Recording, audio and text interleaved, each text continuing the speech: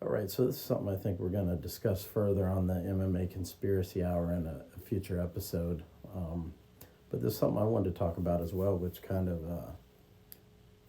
fits in with this Patty to Batty thing. So, when you watch this interview with James Krause, it's pretty obvious that Ariel knew what he was doing, and Krause, who was nice enough to interview with him, Ariel led him down a rabbit hole that he knew was going to get him in trouble. And even, like when he mentioned that he bet on his own fighters, Ariel was chuckling about it. And even the episode after, he said he went in the back and kind of talked to some of the guys from his show, but wow, he's so open about this. I bet he really said, wow, I can't believe I got him to say that. For him, it's all about what he can get. James Krause, if he does get in trouble, this was kind of the start of that. And that doesn't mean that it's okay what he did.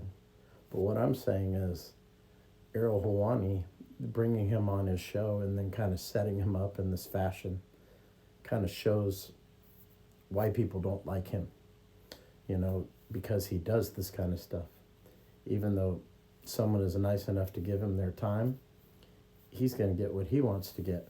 He's going to go where he wants to go, even if that means potentially putting a guy in jail, that's talking to him, who thinks he's talking to him in a easygoing interview. And I think Krause, he played Krause in this interview. Krause didn't, he's not a dumb guy or anything. I think he's a pretty smart guy, especially about his finances and whatnot.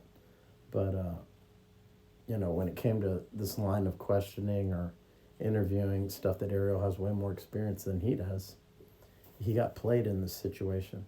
And Ariel took advantage of him, or took advantage of his naivety towards it. So this is just another example of the kind of things Ariel Helwani does to people when they're on his show, or does to people in MMA in general, which is why you have a lot of people that butt heads with him. And he did this with Dana White also. When he was Dana White's number one guy, that wasn't good enough for him. He was getting all the best interviews. He was getting all the access. He was getting one-on-ones with Dana after every event. He was getting flown all over the world for every event. He was the UFC journalist. He was what Brett Okamoto is now. That wasn't good enough for him. He wanted to be the center of attention. And ultimately, that's what buried him with the UFC. And, he kind of went and buried James Krause, so to speak. So this is another example of why I don't necessarily think high of Ariel Helwani.